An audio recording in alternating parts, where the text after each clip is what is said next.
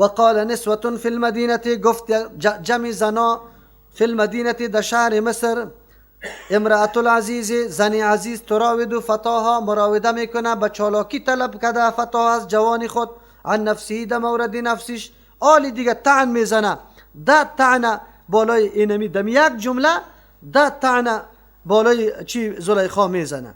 اول خو ایره میگه کی صاحب شوهر است و بعد از او باز همی کار میکنه.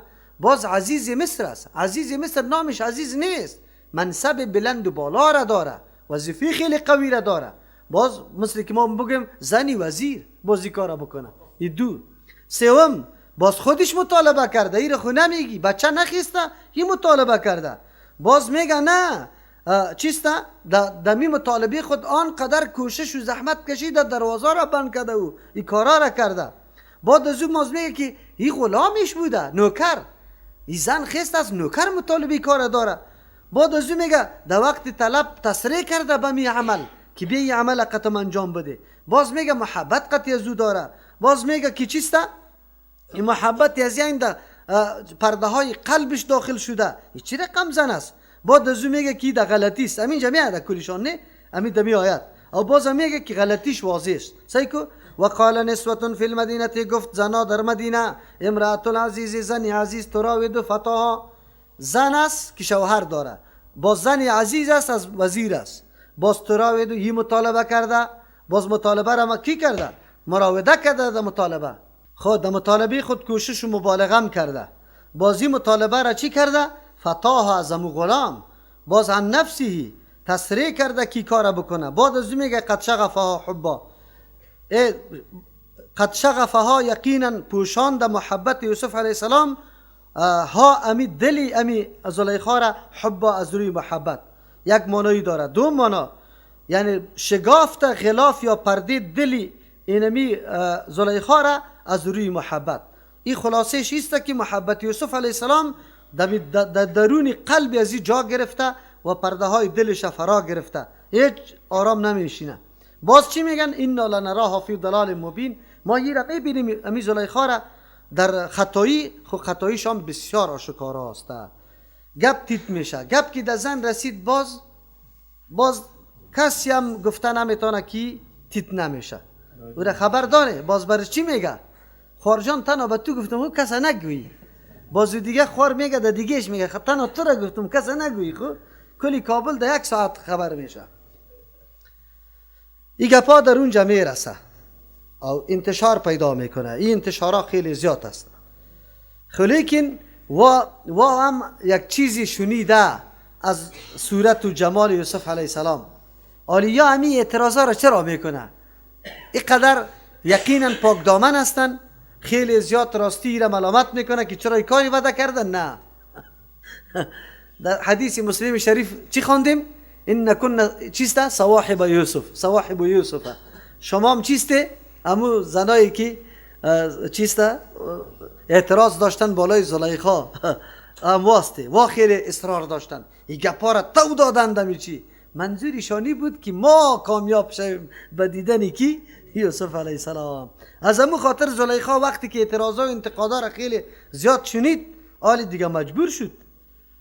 دو هدف داشت زلیخا. یک هدف ایست که مطالبه ما از یوسف علیه السلام بله خطایی از ماست و یوسف علیه السلام قابلیت از زیر داره که من مطالبه میکردم. یکی. دوم ایست که آلی به مردمم واضح شوه براءت یوسف علیه السلام.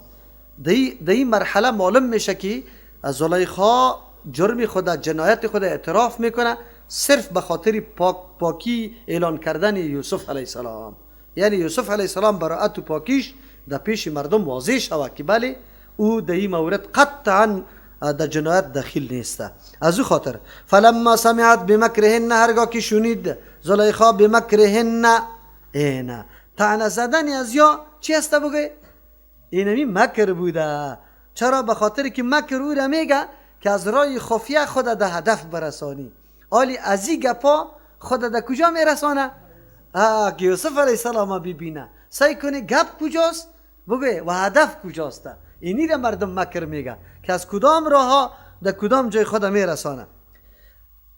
ارسلت الیهن روان کرد زلیخا به سوی همی زنا و هم زنای وزیرا و کلانا بود و اعتدت لهن متکئن تیار کرد برای از یا متکئن تکیه ها را خواب کوچا را برش ماندن که یا بیان بشینه چرا زنای وزیر بود و آتت کل واحدت منهن آمدن برشان به هر کدام یک دانه کارت داد کارت سکینن کارت و کارد و قالت تخرج علیهن و گفت امی زلیخا به یوسف علیه السلام که برای بالای ای زنا فلما رأینه وقتی یوسف علیه السلام برآمد هرگاه که دیدی زنا یوسف علیه السلام اکبرنه خیلی بزرگ دانستی را در جمالش یکی در اخلاقش در حسن صورتش در حسن سیرتش چرا کی خون نوری نبوت دیش بوده یکی فلما رأینه اکبرنه هرگاه که دیدن اکبرنه دلربایی و چهره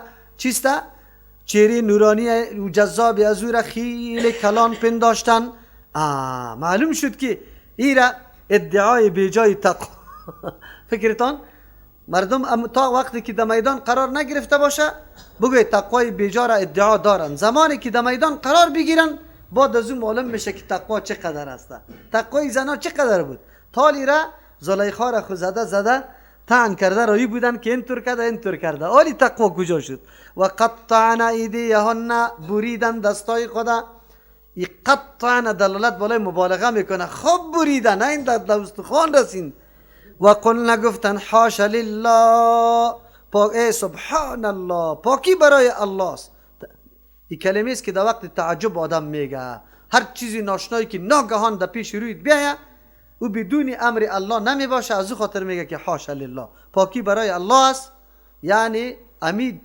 جمال یا امید نورانیت دادنیش تنها کیست الله متعال است ما هذا بشر ایخو انسان نیست الله اکبر چه قسم این هذا الا ملک کریم نیست ای مگر ملک است چرا ملک برش میگه ای ملک است در حسن خود در طهارت و پاکدامنی خود یکی کریمون که گرامی و قابل قدر است آلی چرا یا خود دیده بودن ملکه کی قدر چهره زیبا داره یا است که پاکدامن است بله مشهور است همیشه قاعده است که تشبیه به چیزی مشهور داده میشه اگر چه او را ندیده باشی آلی ما و شما عنقا تشبیه میدیم به کسی که چیز پیدا نمیشه ولی عنقا را کی دیده خونه است دیگه از همون خاطر ای را میگه تشبیه به مشهور یا گفتن که ای خو ملک است دیگه ملک چند احتمال داره یا در جمال خود مثل ملک است یا است که در اخلاق خود مثل یا در طهارت و پاکدامنی خود مثل ملک است که یک آدم خود ملوث در گناه نکرده کریمون یعنی این آدم قابل قدر و چی است عزت است چرا این آدم با این سیستم زلیخا میتور زنی عادی نبوده زنی بوده که بسیار جمال داشت و خیلی حالات چی داشت الله متعال امی حالات نقل میکنه منظور چیسته منظور ایسته که بسا اوقات نعوذ بالله برای گناه مردم دسته یکی میکنه تا که گناه انجام داده شود امی زنا حالی خود نمیرسن به این گپ اما کوشش برای زلیخا دارن برای زلیخا کوشش دارن که یوسف علیه السلام قناعت بده از او خاطر چیسته گپا را باز میزنه قالت فذلکن الذی گفت زلیخا فذلک اینمی شخص فذلکن الذی نمی شخص مو شخصی است الذی تلمتننی که شما مرا ملامت میکردی فیه در موردی از او ولقد راودته یقینا من مطالبه کرده بودم عن نفسی از نفسش فاستعصم طلب پاکدامنی کرد خدا حفاظت کرد قطعا ملوث نشده اما براعتی از او براعت خودشام ثابت شد چرا که اگر امی قدر گپ نمیزد باز مردم میگفت یک چیزی خوشوده زلیخا زنی هوشیار بوده امو گپ چیزی شده را هم لغو کرد چرا که گفت من مطالبه کردم اما ای پاکدامنی را اختیار کرد ولا لم يفعل ما امره خالیم ماندنیش نیستم اگر نکنه ما آن چیزی را امره که من امر میکنم لیسجنن خامخای نمیتور بندی بمانه در بندی خانه انداخته شوه ولا یکون من الصاغرین به عزت ذلیل و خوار میتور افتاده باشه بپذیره مطالبه ما را اینجا همیزنا ملامت نمیکنه زلیخا را که تو بد میکنی که والی ماندنیش نیستی نه وقتش راضی است و هنوزم گپ و نصیحت برش نکرده علت از این معلوم میشه که بس اوقات نعوذ بالله الحمدلله در جامعه اسلامی این گپا قطعا وجود نداره. خو لیکن شما ببینه الله دور داشته باشه از خواهرها و زنای مسلمان، همه مسلمان امین نعوذ بالله فاحشه‌گری دست جمیره.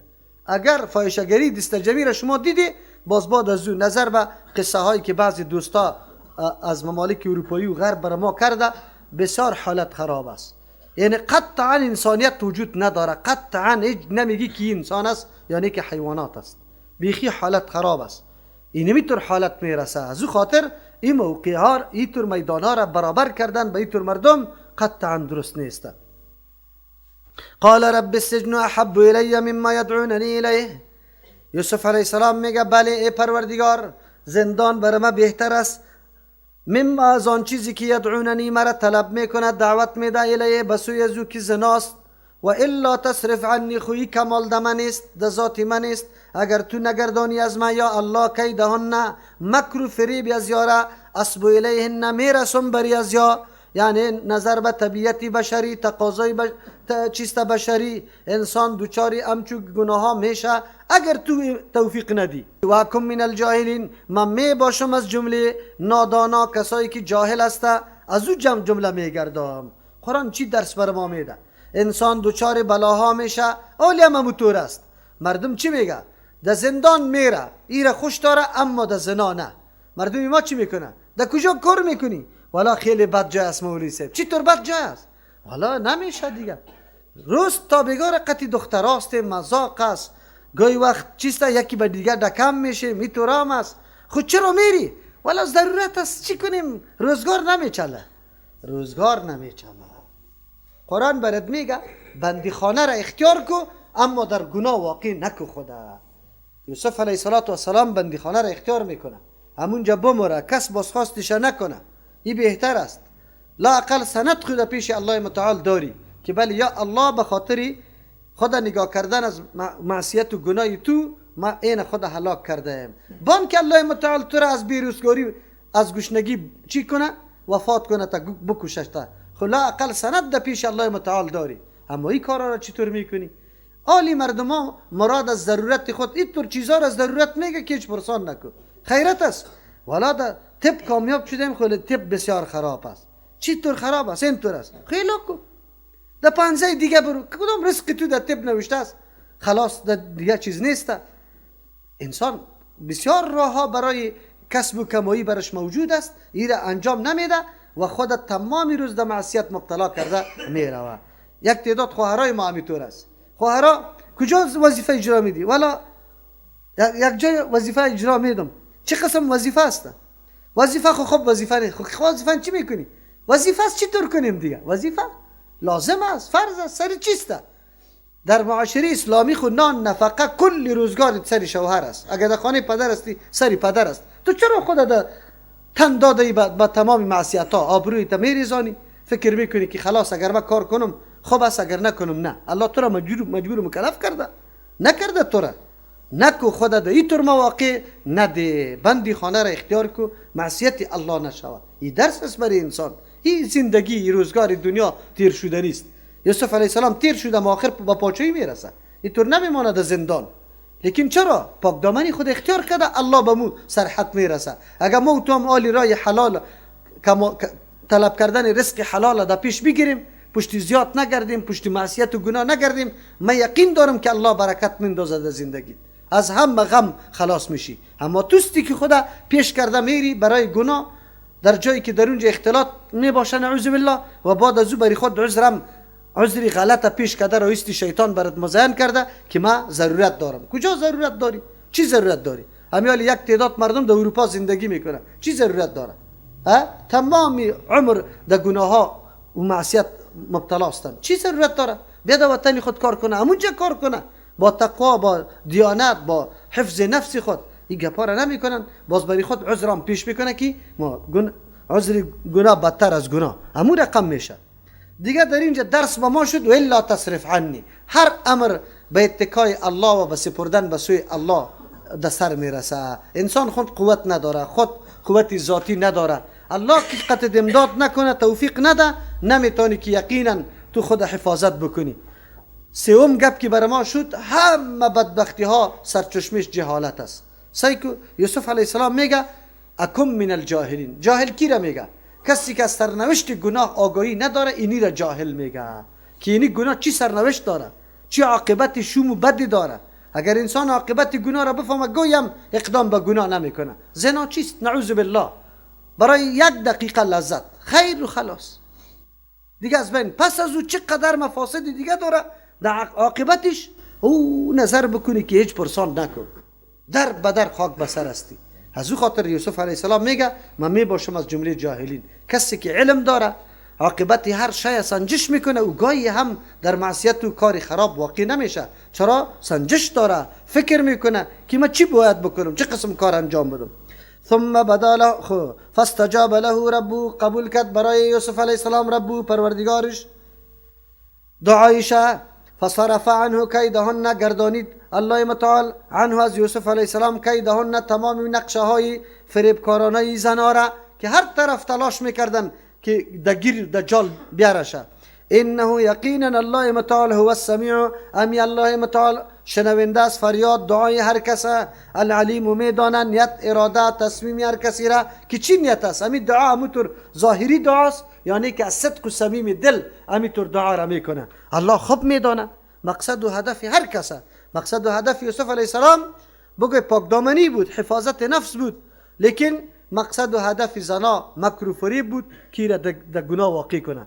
ثم بدا لهم من بعد ما رأوا الآیات، بعد از او واضح شد برشان، آشکارا شد یا مصلحت معلوم شد. من بعد ما رأوا، پس از اینکه دیدن الآیات علامت پاکدامنی یوسف علیه السلام، اینا دیدن که یوسف علیه السلام به هیچ قیمت، به هیچ وجه، به هیچ نگاه نمیتونیم ای را زیر فشار بیاریم و یا مطالبه ما را پورا کرده بتانه. قطعا نه، ای همه گپا را چی میکنه؟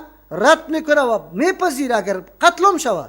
لیسجننه حتی حین، بعد از او یا دیدن مصلحت دیدن که بندی کرده شوه یوسف علیه السلام حتی حین، تا یک وقتی را، به خاطری که سر و صدا از مردم کم شوه، امی گپا از دان مردم بیفته. یوسف علیه السلام ده جل روان میکنه. یکی دومیسته که عزیز مصر میگه که زلیخا سخت محبت در قلبش افتاده، اگر امرای عزیز زندگی بکنه باز در گناه مبتلا میشه. از او خاطر یوسف علیه السلام طرف بندی خانه روان کرده، نگذاشته که امرای زلیخا باقی بمانه. سبحان ربک رب العزة عما یصفون و سلام علی المرسلین والحمد لله رب